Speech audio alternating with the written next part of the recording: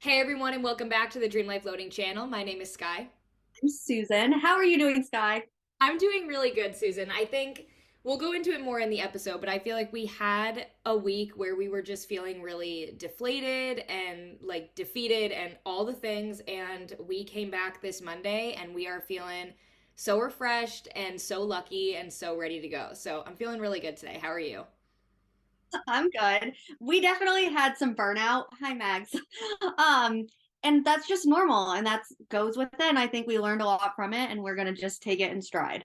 But I'm really excited to be back. Like, Yeah. I think the break made us even more grateful to be here, and we wanted to put our best foot forward, especially for this episode. And the space is just what we needed to gather our thoughts and be able to have literally the best possible episode for you guys. And especially with the topic of this episode, which is how to romanticize your life, with us feeling so stuck, we needed this episode. We needed to prep this episode for ourselves, and now we're ready to share our advice on it. Whereas last week, we really needed to actually do it versus just talking about it.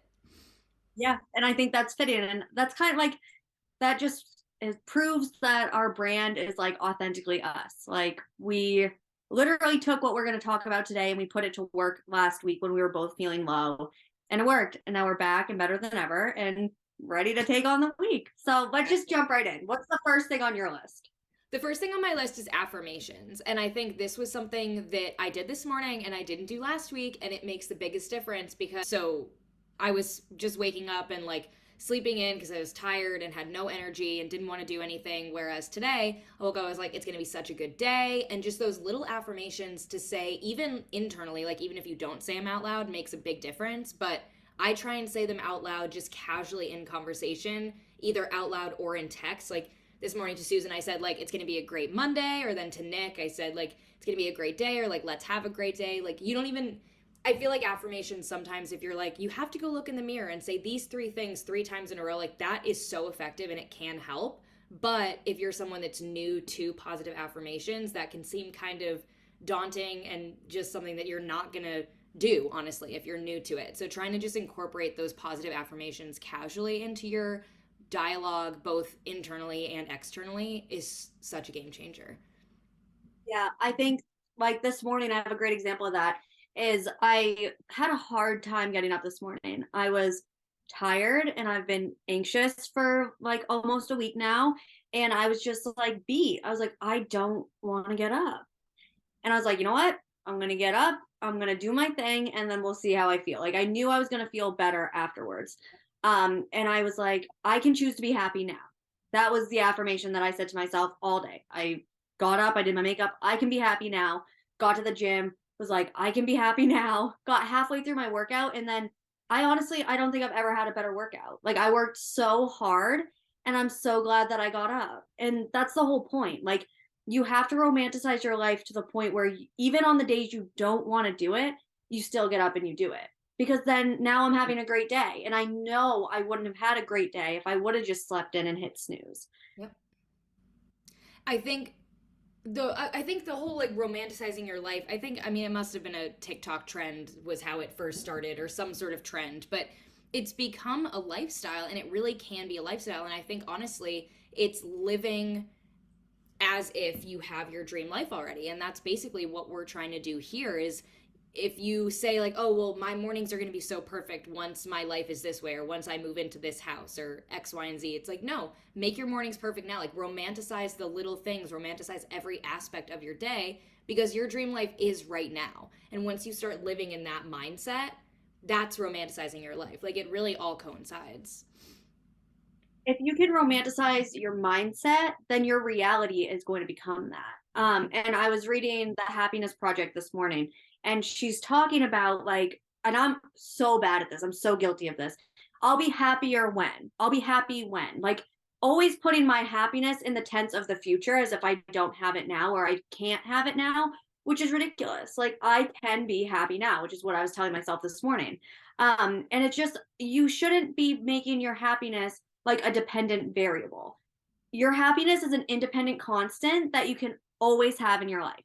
You can choose to be happy every single day. Even when you have the worst circumstances, like yes, there are some things that you're just not going to be happy about. But for the most part, in your day to day life, if you start to choose to be happy, your life is going to be easier because when you're happy, that you take things in stride so much easier. I think that's the point. Your life isn't supposed to be stupid hard. Like your life should be easy. And even if it is easy, that might just mean you're good at something. And I think that's another thing. I think we feel a need to like take on these roles or careers or jobs that challenge us. But it's okay if you're really good at something, it's okay to do that. Yeah. And that doesn't make it any like lesser. I think I feel that a lot with my job I have now as a copywriter. I'm a really good writer and it comes easy to me. And I was almost embarrassed. Like I'm not embarrassed to be a copywriter. I love my job. But because it comes so easy, it was like, oh, like my job's really easy now. And whereas when I was in a different career, things were really hard. But my life is so much easier now and I'm so much happier. Like, I don't know. There's something in there in that mess of words that I just spit out at you. And I think so.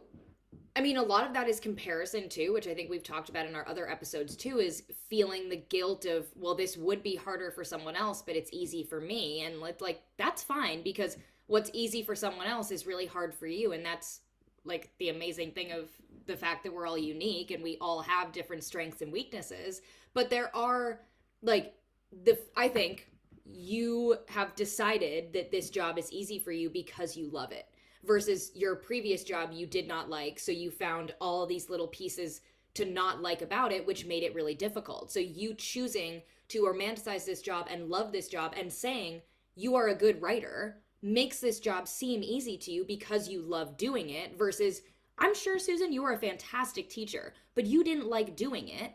So that seemed really difficult for you. You know what I mean? So I think it really is all mindset.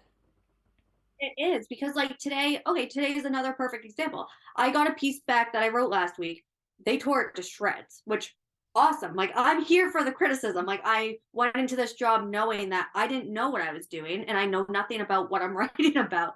So I knew that there was going to be a lot of criticism that comes with it. But I was able to take that piece this morning that came back to me with all these edits. Like I pretty much butchered it. Like it was not good.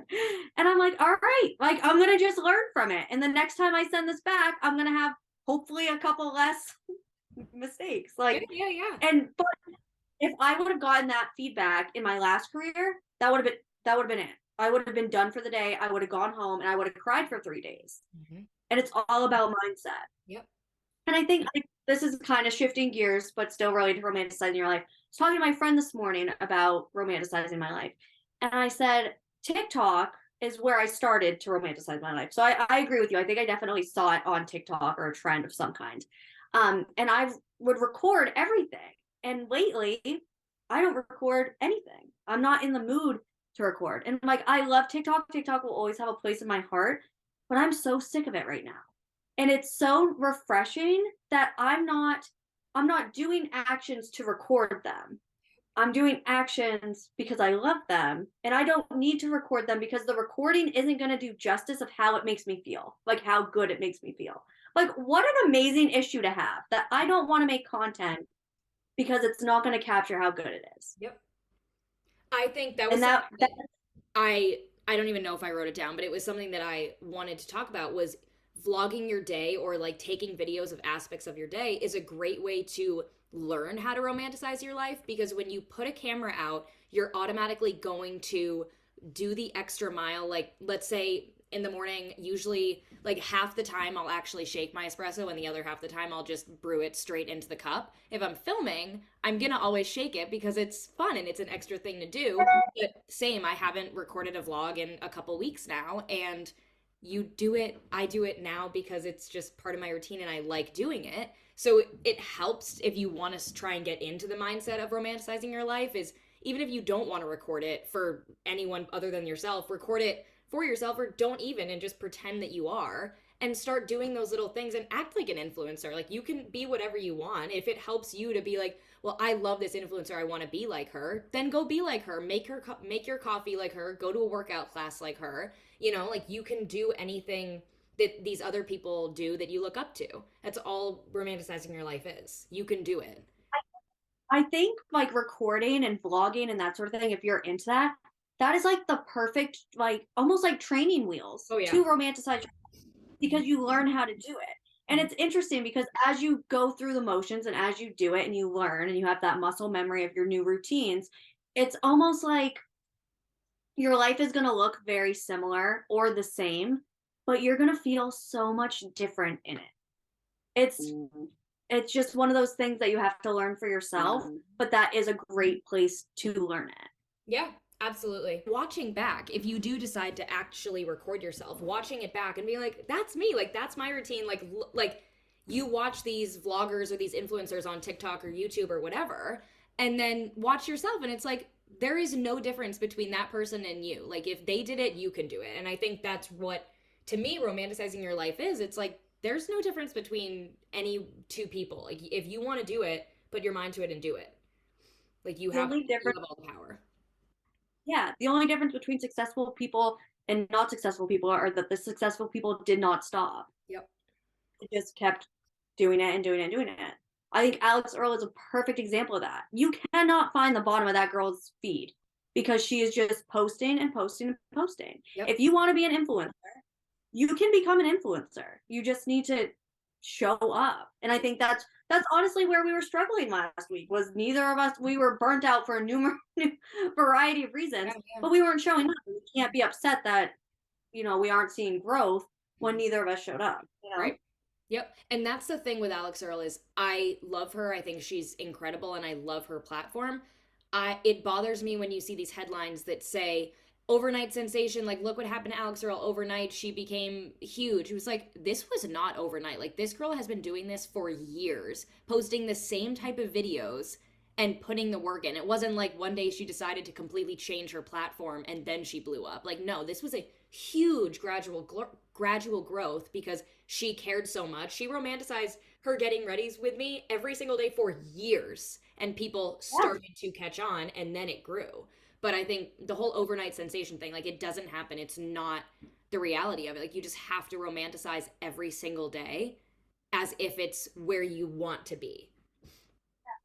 And even if you don't want to, still get up and do it Yep. because you're gonna thank yourself for doing it. Get up, get up and post, get up and record, get up and do your routine until you don't need like almost the hand holding Mm-hmm. to do it. You Yeah. don't need like until you'll need less and less and just be fully immersed in your present life. And it takes time. It's not something that happens overnight, Mm-hmm. but it's a really exciting place to be once you get there. You should go back and watch our confidence episode because we talk a lot about that and how you hold yourself will directly impact everything in your life. Mm-hmm. Yeah. Which kind of like segues into one of my other points here is being the main character. I spent so much of my life feeling like a supporting character, and I'm like, no, like I am the main character in my life. I am the only person that will be here from start to finish. Like I should start acting like I deserve to be here. I should start acting like the main character. And I think last week was a perfect example. I was the main character, all right. Mm-hmm. You just have life circumstances, good or bad, that will come up. And it's all about how you hold yourself and how you decide you're going to be in that situation. And being the main character, channeling that energy is a game changer. Yeah. Yeah. It all goes back to that because if you act like you are the number one person and like people are drawn to you and all these things, if you act like that, then you're going to romanticize your life. Like that's how it's going to be if that's the energy you put out there. But yeah, you are the main character, then it's not even something you have to act like. Like you are your main character. Which we have some main character t-shirts coming too, which you might want to check out. I'm really excited for those. Really excited. Another thing I had was a great playlist, and I know Susan, you are the queen of great playlists, but that can change a mood for me so fast. Like if I'm feeling down and lazy and unmotivated, I will probably go to a TV show, which honestly sometimes like having a TV show on when you're working or doing something is so necessary. But if you need to get out of that mood, playlist is a lifesaver. And we have two that I will link down below for this video so you can find both of those. But Susan has so many too, and I do, but make your own. Just add songs that like literally give you joy, even if you like it doesn't matter what songs they are. If they bring you joy, then that's literally the only point. Just like change your mindset. Putting on music is the number one way to do that for me. I had quality playlists. I talked about this in my blog from my birthday too. Um, that can just, instead of having like a clock tell your time, Oh yeah. I changed the clock to a playlist. So like I have playlists that are certain amount of times for different tasks. So like my nightly cleanup is 12 minutes long. And it's like it just makes everything a little bit more fun. And it also makes you feel like the main character because like every good show has a great intro song, like their theme song. Just make a theme song playlist to your life. It just makes things so much more fun. I actually listened to the self-love playlist this morning when I was having my kind of off getting ready, and I was like, this one I know is fire. I'm just gonna put it on and let's go. Perfect. That's perfect. You actually gave me an idea. You could, if you have a favorite movie or TV show, put on Spotify is so good about this. I'm sure Apple Music is too. Put on the soundtrack for that movie because if it's a favorite movie that you've seen a bunch, that you're gonna associate those songs with the movie and the feelings that you have. So yeah, music is really powerful with that. And I think romanticizing your life with music is so much fun. Yep. The other thing I have here that we haven't really talked about is mixing things you have to do with things you love to do. And that combination is really going to help romanticize your life because of, you can do it like every other. Like I have to do this, but I want to do this and stack them that way, or just figure what works for you. Like if you have to use the thing you love as your motivator, then do that last and do the things you have to do first. But finding a balance between those two things is key to enjoying your day. Like no one's going to have fun if you're just doing stuff you have to do all day and nothing that you enjoy. Like life is too short to not be doing anything you enjoy. Yep. It's as simple. So Yeah. just finding that balance and figuring out what works for you. I had something similar, which was taking time for yourself and kind of the same way. I'm picturing someone that works a 9 to 5 and they don't like their job, they don't like their office, they don't like their coworkers, and they wake up 20 minutes before they need to leave the house and then come home from work and eat takeout and go to bed. And like obviously there's a lot of things that could be changed in that scenario, but one easy way is to start waking up an hour before and do 40 minutes of things that you love and don't even think about what you have to do later in the day and just take the time for yourself to do what you love before you go have to do what you have to do, and then do it again at the end of the day and cook yourself a meal or watch your favorite movie, something like balance. You're totally right. Balance with things that you love, and then going off of that, changing your mindset from saying you have to do something to you get to do something is another really really big one. Just that little phrase change can like really like your brain will like you can trick your brain with things like that. Yeah, absolutely. And I found that breaking my day into different parts helped too, because I used to think morning, work, night. But that's really not the reality of it because I get up at 4 a.m. Like my day's pretty long. So I go my morning, which is 4 to 7, 7:30. I clock into work at 7:30. So 4 to 7:30 is literally me time. Like, yes, I put some effort into my like relationship, but it's really like I'm going to the gym, I'm doing my makeup, I'm focused on me. Then I have my work day and I also have like my lunch break. And then I used to be really guilty of I would clock out of work and then it's like nighttime. And especially right now where it's dark out, like when I get out of work, I would just shut down and then we would be watching TV for a couple of hours and then go to bed. Now I have afternoon after work and then night after work. So like 4 to 6, that's still productive time, whether it's in my house or with my husband, like just sitting and communicating, like that time is no longer meshed into the nighttime. Like just finding small divisions like that and being more aware of your time, which is so like your time is invaluable. So being aware of how much you have of it is so important too to the whole process. Wow. Yeah. That's eye opening. That's a great piece of advice. I'm going to start I doing that. didn't think until I started doing my nighttime cleanup, I didn't care what time it was because I was falling asleep on the couch most nights. Yeah. But once I realized like, oh no, like 10 minutes makes such a difference. I was like, I'm wasting hours like doing nothing because I'm in the headspace that like, oh, it's nighttime. I'm gonna go lay down and do nothing. And not that you have to like work yourself to the bone. That's still relaxing time. It's just prioritize time. Mhm. And it instead of having the 4 to 6 time after work before dinner be like free time, whatever you want to do during that time, it still can be free time, but at least decide how you're going to spend your free time so that it doesn't feel like, oh, I just sat on the couch and watched TikToks for an hour. If that's how you decide you want to spend your free time, great. But if you're going ahead and planning that that's what you're going to do, you're going to feel so much better because you've decided versus wasting the time. Instead, like, especially if you live with someone, like establishing kind of those timelines loosely is really important. So, like, when we first started Dream Life Floating, I mean, I was vested. I mean, I'm still vested, but like, I was working probably close to 18-hour days because I was working. I would get up, go to the gym, come home, work for an hour and a half, go to regular work, and then work until I fell asleep. Like, my computer was in my lap the whole day. And it put a strain on our relationship. And Chris is like, I just need like some time that you're not on your computer.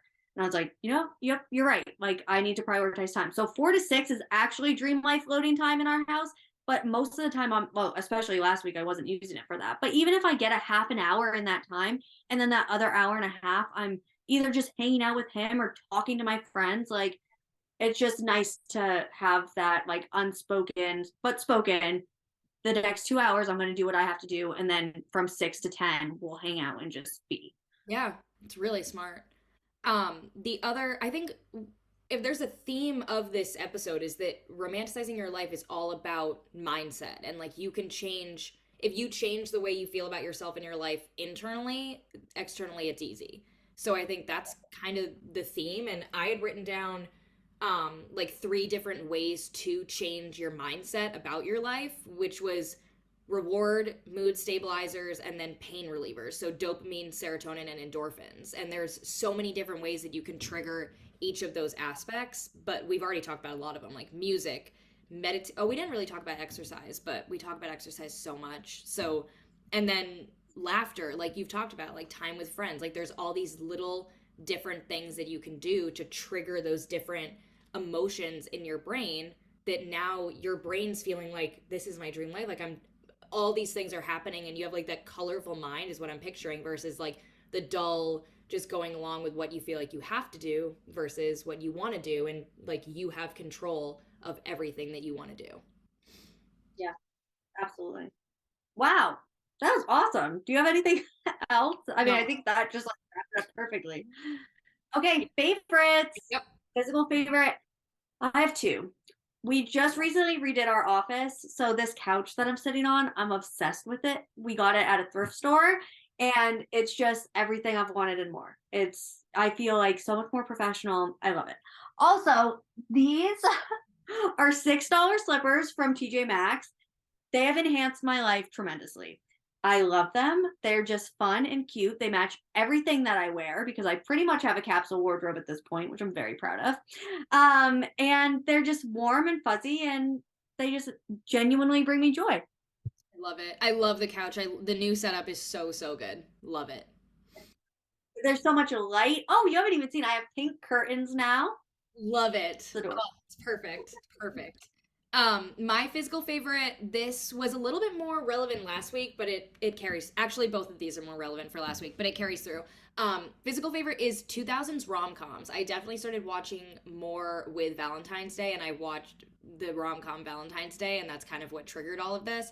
But oh my God, there are so many good rom-coms from that time period that I like that's when we grew up and I didn't watch a ton of them for whatever reason, so I feel like I'm kind of going back now and like I'm making a list and going through and watching all of them, but there is nothing better. It's just a feel good movie and it's so predictable, like you start it and you know exactly how it's going to end and it doesn't matter because it's just so good and feel good and yeah. So I mean I watched Valentine's Day. I loved He's Just Not That Into You. I liked that one. Of course, How to Lose a Guy in 10 Days is a classic, but they're just so good. Like, you really can't beat a good 2000s rom com. No, you can't. Absolutely not. And the new one, did you see it yet? Ashton Kutcher and Reese Witherspoon. It's on, you know what I'm talking about? It's good. It's cute. Again, it's so predictable and it doesn't even matter. It's really good. it's like a Hallmark Christmas movie. Yes, exactly. It gives the same feeling. Exactly. Yep. Spiritual favorites. Yes. So my spiritual favorite is to stop waiting for happiness. It's just the concept and the reminder really that you don't have to wait for X to get Y. Like you can just be happy now and that's okay. And you shouldn't be waiting or have even the expectation to be happier. Like yes, you should have the expectation that you'll be happy, but it's like it's almost like this is a great example. Colleen Hoover. We loved her books. We ate them up like no crumbs left behind. But now they're huge and a lot of people are reading them and everyone's like, I feel like the majority of reviews I'm seeing are like, it's not as good as I thought it was going to be. Everyone hyped it up. And it's because you have that expectation that's going to be better when you should just go in with no expectations and then just be pleasantly surprised at how happy you are. I don't know if that analogy translated, but No, you're so right. I've been seeing the same things about Colleen, and it makes me sad because I'm like, no, these books are good. Like, don't change, don't do this to me. Like these books saved no, me in 2020. yeah. um, my spiritual favorite. So last Wednesday was the 22nd of February, which was 222. So I had to talk about our angel numbers, which we're big into here at Dream Life Loading. But 222 is basically like you're in the right place at the right time. Everything is working out as it's supposed to. Trust that you're on the right path.